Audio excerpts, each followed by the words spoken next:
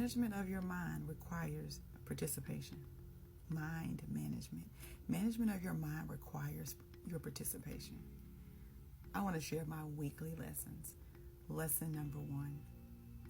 Honor yourself for all the lessons you have taught yourself. Honor yourself for all the lessons that you have taught yourself. You have taught yourself so many lessons. Do you know you are your biggest teacher? You have taught yourself so many different lessons. Honor the lessons that you taught yourself. Lesson number 2. Don't be afraid to be bad at something new. Don't be afraid to be bad at something new. This weekend, this Saturday, when I was doing my live, I attempted to go live on YouTube for the first time, and yeah, it did not go well. Nevertheless, I learned so many things. I learned that I need to do this thing before it's time to do the thing, right? I got to practice. I got to make sure that I know what I'm doing. It's not like on your phone or your tablet. You can just mash a button and just go live. On a laptop, it's different. It requires software and all these other things that I did not know that I needed.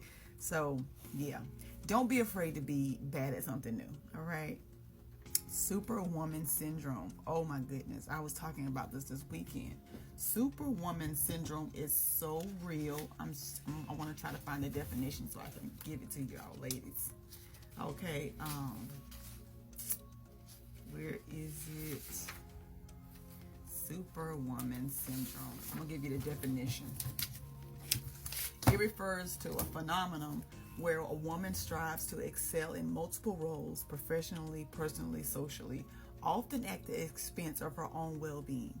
This term describes the pressure women feel to do it all, have it all, leading to stress, burnout, and health issues.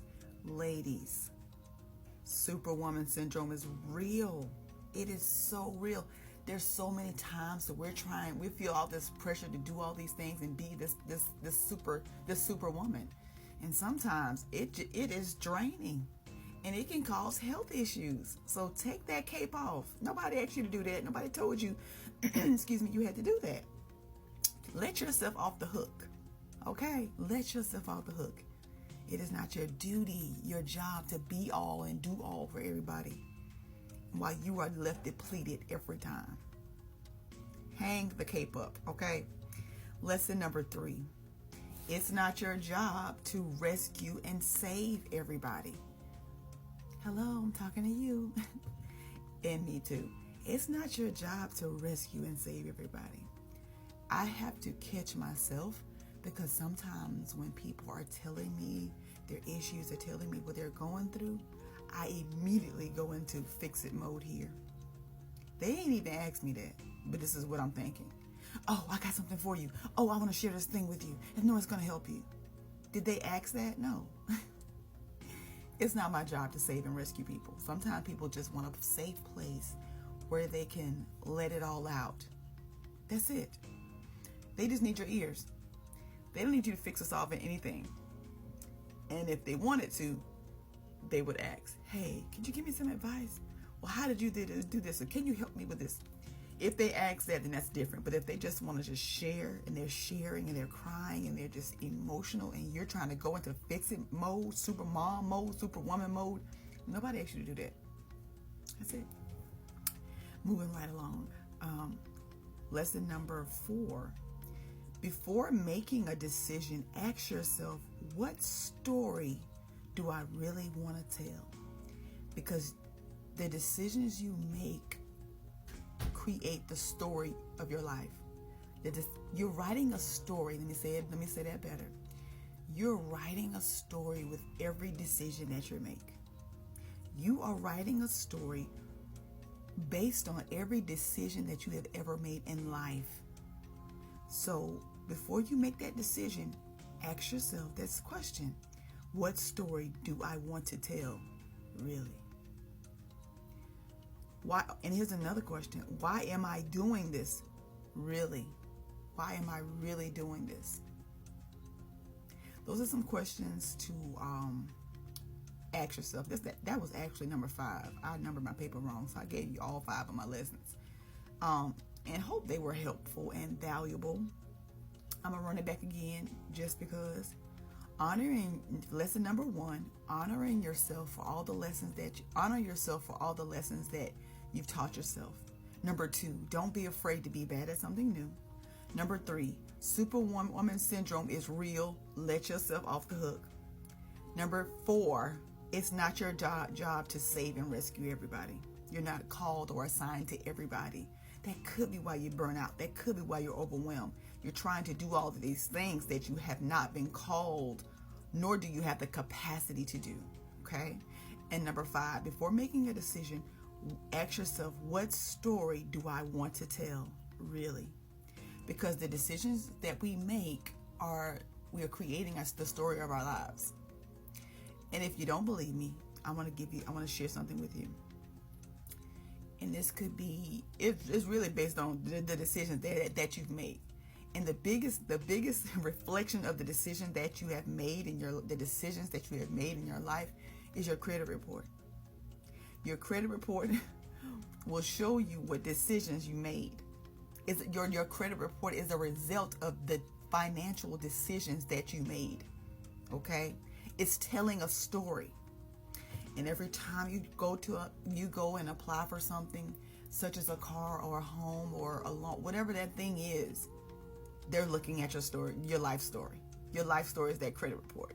They're looking at your financial story. That's just your financial story, right? So they're looking at for your financial story. Will this person be responsible enough to pay this money back? To do that, to do the thing that they say they're going to do. Should I approve this loan? Should I give them the chance, right? Based on your credit score, your credit report. They're looking at all the decisions that you made. Some may have not been so good. Some may have been really good. Oh, I can trust this person. 100%. Here you go. You're approved or denied. It's really based on your financial story. Your credit score is your financial story. When it comes to your relationships are your story. It's a story. I chose this person. Maybe I went to the club and I met this person. I was a little tipsy and I was whatever that case may be. Just look at the history of your relationships. It's telling a story, and we cannot blame everybody else for the decisions that we have made. A lot of times we may not have made the best decisions, right? But new information requires new decisions. This is not a beat me up session. It's look at the story your life is telling. Your life is based on the decisions that you make. You're writing your story based on the decisions that you've made in your life. It's nobody else but you. You're responsible for you, regardless of what your mom did, dad did, or didn't do. If you're a whole little adult out here in this world, every decision that you make is on you. The decisions that you make this year, you're going to see the results of that. You're going to be living the results of that next year. That's why it's imperative to make better decisions. I'm telling everybody to get this book because you need it. Sometimes we don't make the best decisions. Sometimes we don't know what questions to ask. Sometimes we make a lot of emotional decisions. When you know better, you should want to do better, because knowing better doesn't mean you're going to do better. You have to have the capacity and the want to and the will. You can get a bunch of information and do nothing with it. That's all I have. These are my lessons. Hope y'all have an amazing week. Until next time, peace.